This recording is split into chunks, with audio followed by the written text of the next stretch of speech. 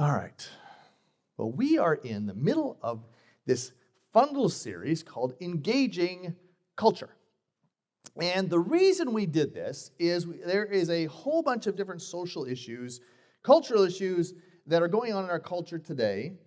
And we have this calling, this invitation from Jesus to reflect God's heart to this chaotic and messed up world. So there's all these issues, we hear about them, they're in the news, our friends talk about them, they teach about them in our colleges, they're in our schools, and rather than just trying to be a people who kind of try to keep it all at arm's length, hold the world out, or just bury our heads in the sand, or get really militant where we have to win the victories, we want to be a people who reflect what God thinks, what God's heart is to the people around us. And the overriding goal that we've been going with this whole thing is that as we engage our culture, we always want to be asking this simple question. How do I love others as God through Christ loved me? That's the overriding factor. That's the thing that is the filter through which we see everything. And so that's what we've been looking at. And so one of the issues, and I had someone say, why on earth, with all the issues going on, are you talking about this issue today? Because I'm talking about the environment. Climate change. Now, I thought about getting up here and saying, because God really didn't design the world for death, if you're a hunter, you're a sinning. Then I thought of my audience. Right, Mark? If you go away to Colorado next week and kill big elk, you're a sinner. You have to be off the board. I mean, I thought about doing that. I thought about, well, what if I just said to people, if you drive anything bigger than a Prius, right? It's not right.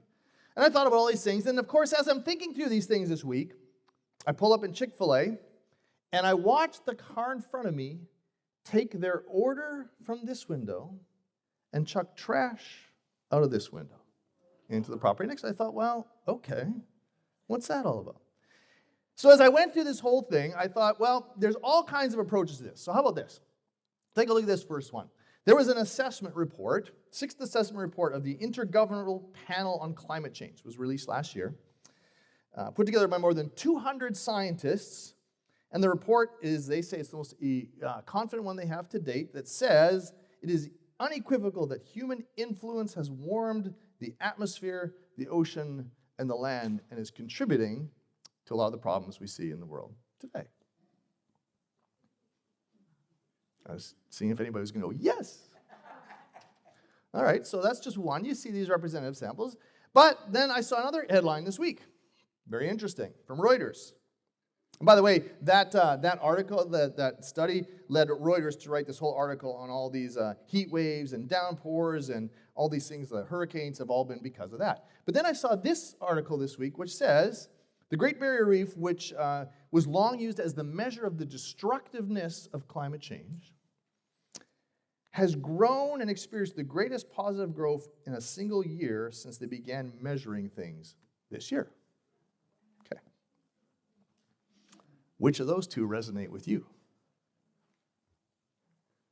Are you on the side of don't kill Bambi and the world is warming? Or are you on the side of, see, it's just a whole bunch of nonsense?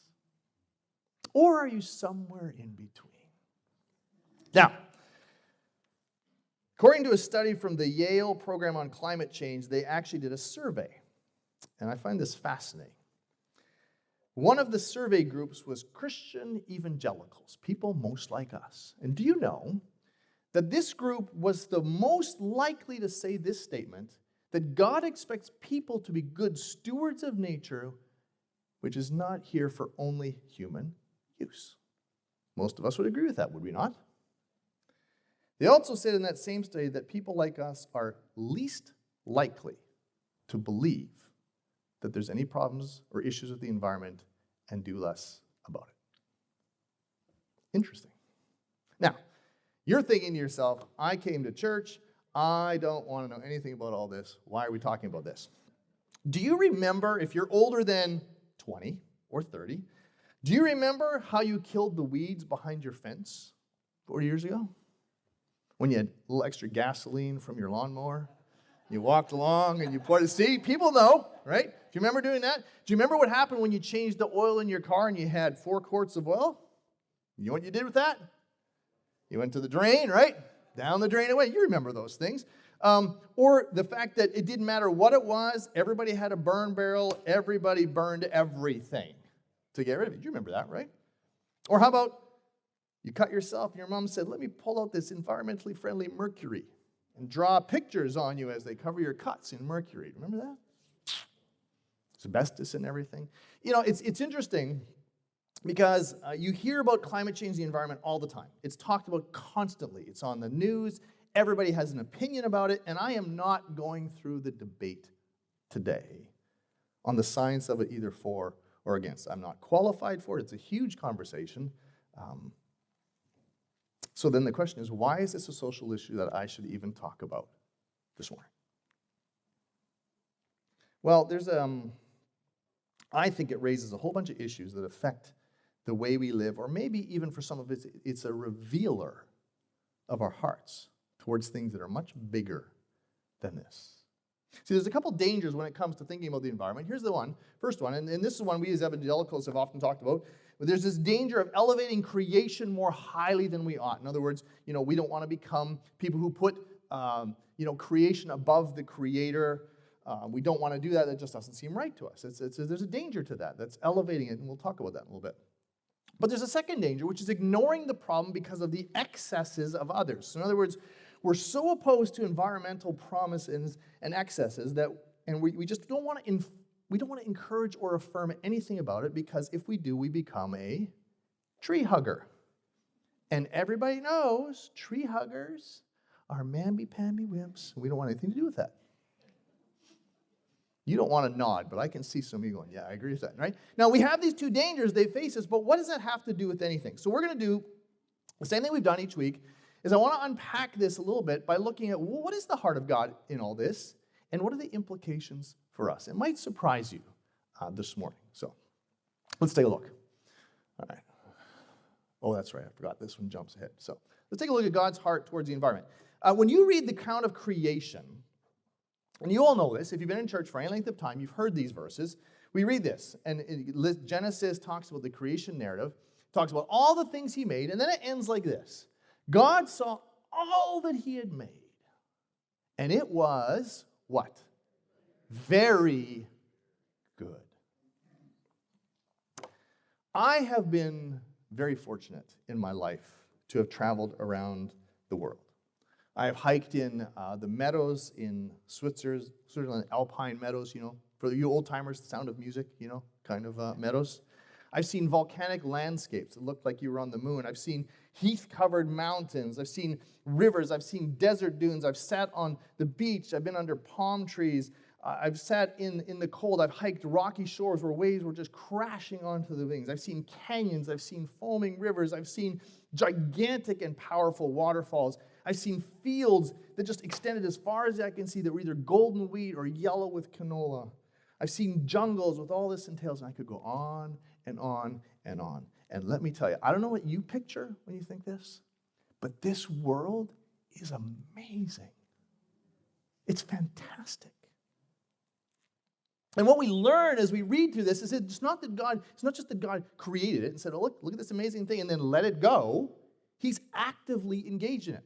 We read the psalmist says this, right one of the psalms. He said, the earth is the Lord's and everything in it, the world and all who live in it. In other words, this is all his. He made it. He designed it. It belongs to him. Not only that, Paul, when he was writing about this in Romans, he said, look, for since the creation of the world, in other words, since the very beginning, God's invisible qualities, in other words, who God is, his eternal power, his divine nature, have been clearly seen, being understood from what has been made.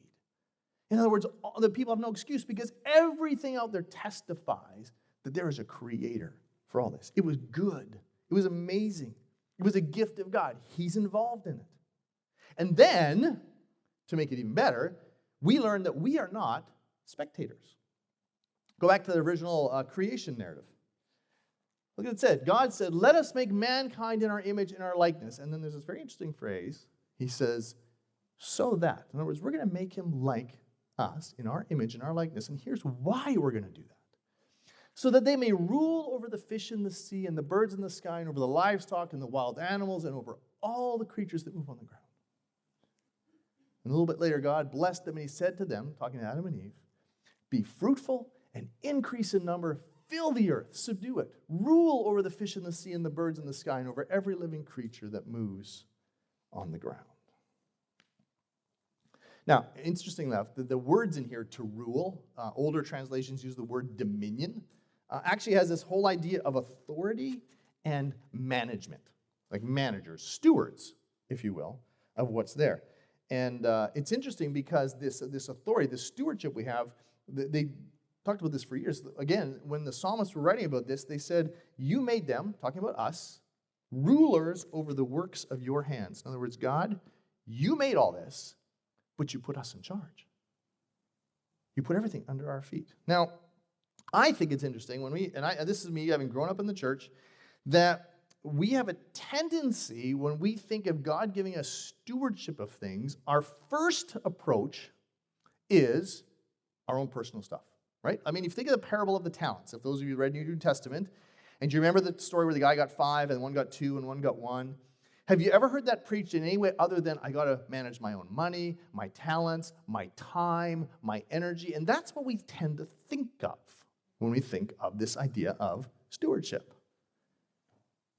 Yet God has tasked us with tending what he made, and we owe him a positive return on his investment. So what is God's heart with all this? You can read all this. You know what I think? I was trying to think of, again, I was trying to think of how can I encapsulate this? So what is God's heart toward this world, towards the environment that surrounds us? I would say it this way. God values his creation and has given it to humanity to enjoy and steward for his glory. Remember, it all points to him. So our job, if we're followers of Jesus, the thing he says, look, you're stewards of all this, and the reason I'm giving it to you so you can enjoy it. I got to go hiking a couple times this week, and I love hiking. One of the reasons I love hiking is because when you get to certain places, you get to sit and you get to look at what God has made, and it's amazing. It fills my soul. I'm like, this is fantastic, right? We have that luxury, but at the same time, God says, and oh, by the way, you're in charge. I'm giving this to you. Give me a good return on what I made. Now, that sounds good. Most here would not disagree with this. Am I right? I'm not going to ask you to put up your hand if you disagree with this, right? But generally speaking, if you are a follower of Jesus and you've read your scriptures, you're like, yeah, that makes sense. We're supposed to be stewards. God made us to rule. Okay, yep, I'm good. But there are barriers to this happening, to us reflecting the heart of God. And I want to go through a few because this is where I think it gets kind of fun. Because creation, just like we are, was marred by sin. In other words, when sin came in, when Adam sinned, it didn't just affect us. Right? It's not just about us that, oh, okay, I sinned now. No. Sin affected everything in all of creation. Paul actually said it this way. He said, creation was subjected to frustration. And what's interesting, he says it's not by its own choice. In other words, people had a choice. We got to choose. But creation was given subject to frustration by the will of the one who subjected it. In other words, right, this whole thing. And then he says, in hope that creation itself will be liberated from its bondage to decay and brought into the freedom and glory of the children of God. He's talking about all of creation, not just people, which is interesting.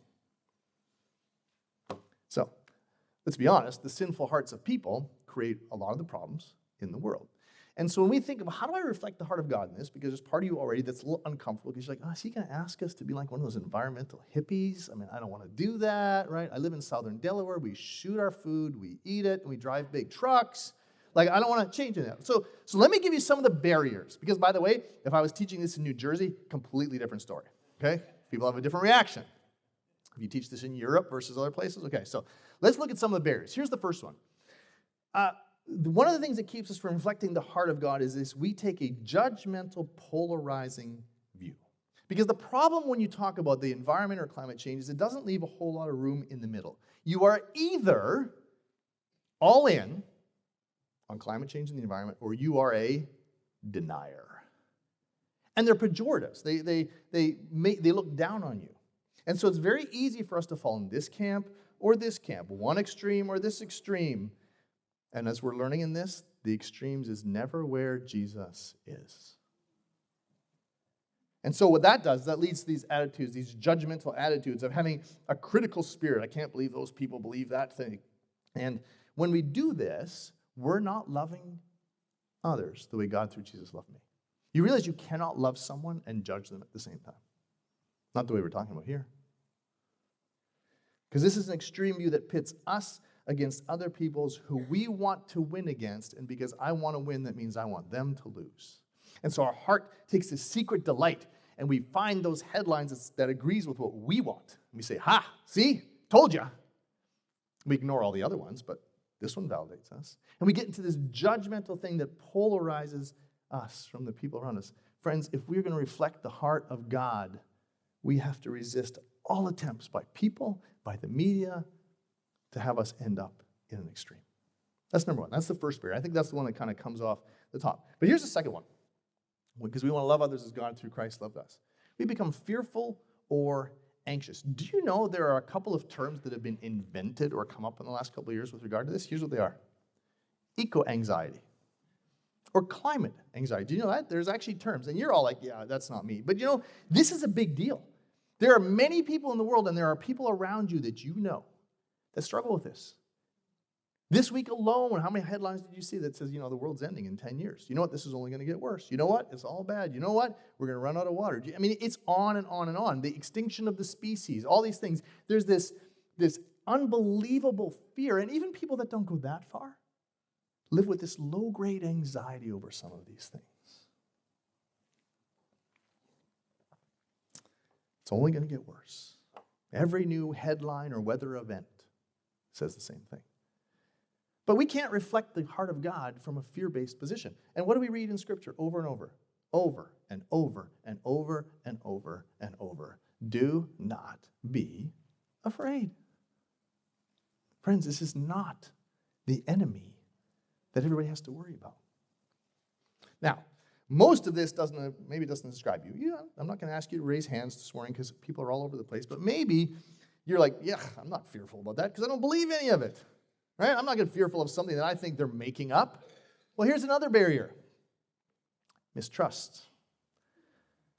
This seems to be especially true for those that land in the camp that leans towards stating that the whole issue is overblown. It's not really a thing. We don't trust the people who tell us things. We feel like we're being manipulated. Information is skewed. We just can't believe those, and I don't want to be that kind of person who rolls over and knuckles under to these manipulative people. Now, I am not counseling you to believe everything you hear. However, for the follower of Jesus, this kind of mistrust has a bad side product because it leads us to have an independent spirit that says, I am first. I am not listening to you. And lest you think this is isolated, this will bleed into every area of your life, including your church leaders, your boss, your ministry leaders, because an independent, critical spirit that doesn't trust anything that anybody says to me changes how you view the entire world. And you cannot reflect the heart of God from that place. And I will tell you this, if that's how you view the world, you will not trust God the way you should. You cannot make the statement, I trust God, I just don't trust people. And do you know why? Let everyone be subject to the governing authorities, for there's no authority except what God has established. The authorities that exist have been established by God. Consequently, whoever rebels against the authority is rebelling against what God has instituted, and those who do so will bring judgment on themselves. There are implications when we do this. It's a barrier for how we reflect God in relation to what God is trying to do in the world and the environment around us. And one of those problems is a mistrust of those around us. Again, you don't believe everything, but there's an attitude of independence that says, I don't have to listen to you. I'm going to do my thing. All right. Enough about that one. Here's another barrier. And I think this one probably will hit home for most of us. Do you know what one of our biggest barriers in reflecting the heart of God on the environment is? Selfishness. And it's almost always financial. Because we think, you want us to do what? Do you know how much that would cost me? How many times have you said, if we did this, how that would be bad for the economy?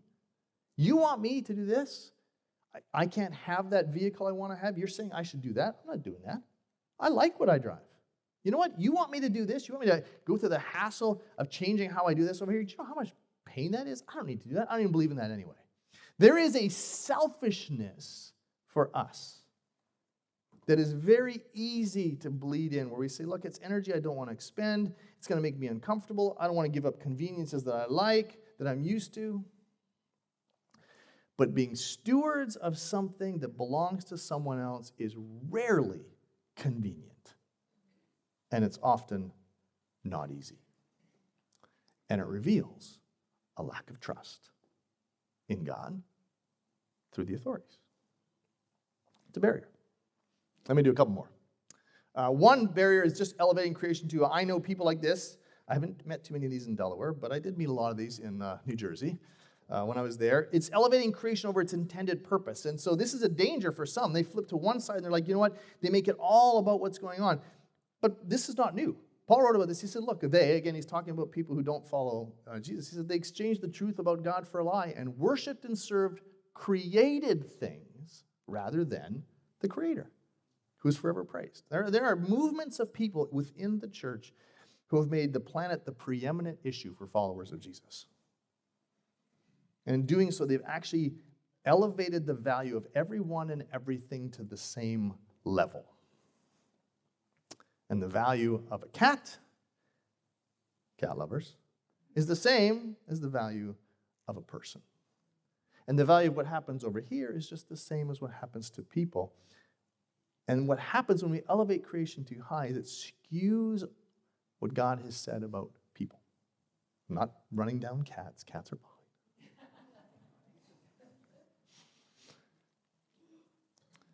One more barrier. I don't know if any of these are resonating with you, but I was going through and was doing the study on this. I thought, shoot, a lot of these talk to me. But here's another one. We subscribe to a theology of destruction. This is called, let's see if I put this one up. It's called throwaway theology or scorched earth theology. Has anybody ever heard these terms? I guarantee you at least half of you have grown up with this and subscribed to this. This is the idea that says, since God's going to destroy the whole earth at the end anyway and make it again, who cares? This is a huge issue in so many evangelical circles. Many of you grew up with this view. I grew up with this view. Even if people didn't say it, they're like, oh, yeah, well, this is going to pass away. We're going to get a new one anyway. And almost all of it comes from two verses in the Bible. One is in Peter. And Peter was writing, he said this. He said, the day of the Lord will come like a thief. The heavens will disappear with a roar. The elements will be destroyed by fire. The earth and everything done in it will be laid bare. And then when you go to Revelation, you read this. Then I saw a new heaven and a new earth, for the first heaven and the first earth had passed away, and there was no longer any sea. Anybody ever heard these before? And you thought, it's all going away. Yeah, I know, I'm supposed to be a good steward, but it's going to go away. Have you ever treated your body that way? You know what? This old body's going to die in the end anyway, so I don't really care what happens to it. No, we don't do that. But it's interesting because when you look at these verses, and there's a whole debate on this, but I would say it this way. You look in the original Greek, there are actually two different words that are used to describe new. The one is word neo. It's a Greek word that means new in time. In other words, it's the first time something has happened. Okay? That's the word neo. So like a house that has been restored to its original condition cannot be neo because it's not existing for the first time. It's actually being restored. And that's the other Greek word that is used here, which is new as in renewed, restored, put back. So this word is actually called, this word is kainos, for those of you that care about that kind of stuff. It also means new, but it means qualitatively new. It means, and by the way, it's the same word Paul uses when he says anyone is in Christ, they are a new creation. When God saved you, he didn't obliterate you and recreate you from ground up. You were still there. It was still you, but he made you a new person. That's the same word used here. And in addition to that, Peter's using a parallel here where he talks about God's going to do the same thing with fire that he did in the flood when he destroyed the earth. Well, God didn't actually obliterate the earth. He just wiped it clean and started over. Now, in the end, regardless of where place you land on this theology, it actually shouldn't change our approach. I wanted to go through these dangers because a lot of us, until we see the dangers, like, this doesn't apply to me, right? I recycle my soda cans, and I don't idle my car in Wawa parking lot. I'm good with the environment. But there's all these dangers, and they tend to be inside. They tend to be mental ones with relation to how we trust God, how we see him, and how we see our responsibility. But no matter where you land on this theology, the takeaway for today is the same, which is we should function as stewards of our world. Because these barriers, what they do is they cause us to miss the heart of God. Because we're so focused on winning, we're so focused on being on the right side, we're so focused on not losing the things we're comfortable with, we're so focused on not coming under this political party that I don't agree with or this political party that I disagree with. We're so worried about that we miss that. But do you remember what we read way back at the beginning? God said, let us make man in our own image, mankind, in our likeness, so that they can rule, right? Over all the things, over all the creatures, basically everything that happens. And he went back and he said, I want you to fill the earth and I want you to subdue it. And the whole idea underneath, if you're looking at the heart of God, is this idea of responsibility and accountability. It's this mandate to care for the world as God designed it. Do you know he actually built this into the law? Right? Have you ever thought about that? Every seventh year was if you're familiar with this, was a Sabbath year, right? A year of rest. You weren't supposed to do any work. It wasn't just to give people a rest. We're actually told that he did it so that the land would get rest. And you remember every 50th year of Jubilee, they didn't do anything that year. That means they didn't do anything on the 49th year, which was a 7-year, and they didn't do anything on the 50th. So for 2 years, they didn't work the land. Why? Because God cared about the land. In fact, he cared so much that if you read through the prophets, when Israel was finally captured, they were captured by the Babylonians and taken into captivity, he said, you're going to be in captivity for 70 years because for the last 500 years, you never, ever took the year I told you to take. And so I'm going to give the land its rest now. Interesting. Basically, forced stewardship. So how do we do this? You're like, okay, I kind of get all this. Well, what am I supposed to do with this? Well, here's what I would say. 1, care for creation that's in front of you. That means taking care of God's creation the way you do your own self, right? Even though our bodies are going to die and they're going to rot away, we still take care of them the best we can. Do the same thing with the creation in front of you, because you can't change how they're strip mining in Siberia. You're probably not making a big dent in how they're cutting down rainforests in Brazil. Let's be honest, we hear stuff, yeah, you could give a donation, but we don't personally have that much impact. But you can treat this area well. Do you know that farmers around here all do that? For those of you that are farmers in this room or have done this, do you know that if you just work the field every year and you never put anything back, whatever eventually happens to the soil? It just doesn't work, right? It doesn't grow as well. It gets more infertile. It doesn't do. So that's what farmers are constantly doing. They're replenishing it. That's the principle here. Do that with what's in front of you. What actions would you need to do to steward your own resources well? What actions would you have to take to escape the cycle of consumerism that says, yeah, everything I have is good, but I want something better? I'll just throw that one out. And in order to do this, we have to depoliticize this topic. Separate stewardship of the planet and reflecting the heart of God from the party that you vote for, because they don't go together. And that's going to force you to be open and humble before God. Uncomfortable conversations with him. So that's number 1. Number 2, change how you speak about it. Jesus said what we speak about actually reveals what's going on in our hearts. You know this, right? He talked about this. You brood of vipers, he's talking to the Pharisees. He says, how can you who are evil say anything good?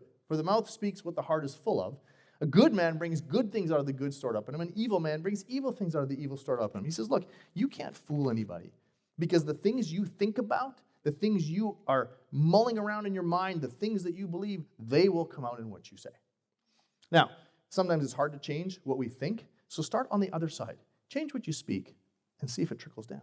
So when it comes to a topic like this, I think this is true about a lot of stuff, but what do? Do we scoff at the information? You know, oh, I can't believe it. Did you see that nice stupid headline? I can't believe that. You know what? This government is so stupid. Make fun of politicians, mock those that disagree with you, post angrily on Facebook or Twitter in response to what someone else does. Tell everybody how they're either too fearful or they're too stupid. And we don't think that that's a problem, but my friends, if we want to change how we deal with things, we got to change how we speak. And maybe if we do that, it'll start to permeate into what we think. I don't know. Here's last. Take a humans first approach to the environment. Do you know the problem with a lot of the radical policies that you'll see in the world in either direction is that do you know who gets negatively affected the most? The poor, the marginalized, the people who have no recourse. Most experts will actually tell you that one of the best ways to lift a nation out of poverty, like an entire country, is to provide access to inexpensive energy. And then people will come along and say, no, you know, we need green energy, and therefore it's renewable energy, which tends to be more expensive, harder, it's not as reliable, and so developing countries have a harder time advancing and remain in poverty. Remember, if you're in one of those countries, you care about putting food on the table more than you do about not cutting a tree down, right? That's just the way people are. But this does not mean that we just say, well, see, it's all about people, so we can destroy what we want, do what we want, do whatever we want, because, man, that's going to help people, right? That's what started the Industrial Revolution and caused all kinds of problems. So it's not that. It's this idea of saying, okay, even as I think through this whole process, how do we put people first? How do I make this a people-first issue? Because the unfortunate truth is those of us that have more have a bigger responsibility. In the parable of the talents, those who were given more, there was more expected. So you might not think it's fair, but because of where you were born and where you live, you have a bigger responsibility than others. It's very interesting. You can see illustrations of this all over the place. There's lots of examples. I was looking online. There's a First Christian church in Berryville, Arkansas, said, you know, we have an area, it looks terrible. We're just going to build a garden around this, particularly because it's just a nice place for the community to come to. South Street Christian Church in Missouri, they grow fruits and vegetables that they then give to the local food bank to pass out to people in need. A lot of Christ followers take part in local cleanup days, reclamation of problem areas, not because the environment is God, but because they love people. That means we take and avoid either extreme. God is in control. He is sovereign. He's got it all, but there's this balance of human responsibility all through Scripture that we can't avoid. And if we're going to love people the way God through Jesus loved us, that includes this topic. I told you it was going to be a weird sermon today. God values his creation, and he's given it to humanity to enjoy and steward for his glory. I ran across, it was ironic that this week in an email I got, there was a fascinating liturgy, a poem, if you will, called The King of Creation. And it begins like this. It says, "Our thoughts of you, O Lord, have been too small, too few. For seldom have we considered how specific is the exercising of your authority, extending as it does into the myriad particulars of creation." And then this liturgy, this poem goes on to detail in so many ways how God is Lord of creation, both big and small. It's marvelous. And I wonder what might change in our thoughts of God, of what he created, if we considered more fully and more often the greatness and goodness of what God made and how he's appointed us stewards of it. I wonder what depths of appreciation, care, and selflessness we might plumb if we did. So let's not be extremists in this. We don't need to be environmental extremists. Let's instead focus on the Creator. Embrace the opportunity to steward His creation that's right in front of us, starting with the people that He loves. If we do that, we're reflecting the heart of God in this particular area. Now, as I've been doing each week, let me leave you with 3 questions. Questions that if you want to, you can consider, talk about in your life groups. Just think about, write them down, journal about them. I don't care. Here's the first. What is my general attitude towards creation and the environment? Be honest with yourself. What is it? What do I normally think? Where do I land on this continuum? What is that? Number 2, what are my biggest barriers to embracing stewardship of creation? In other words, all those barriers I said, what's the biggest one? Is it selfishness? Is it mistrust of leaders? Is it this scorched earth theology? I mean, what is it? What is the thing that keeps you from being what God wants you to do and reflecting His heart? And then, what am I doing with the needs in my community that I have the ability to meet? There are needs in this town, in this community, in the surrounding towns that you and I have the ability to impact. When we do that, we're reflecting the heart of God to people.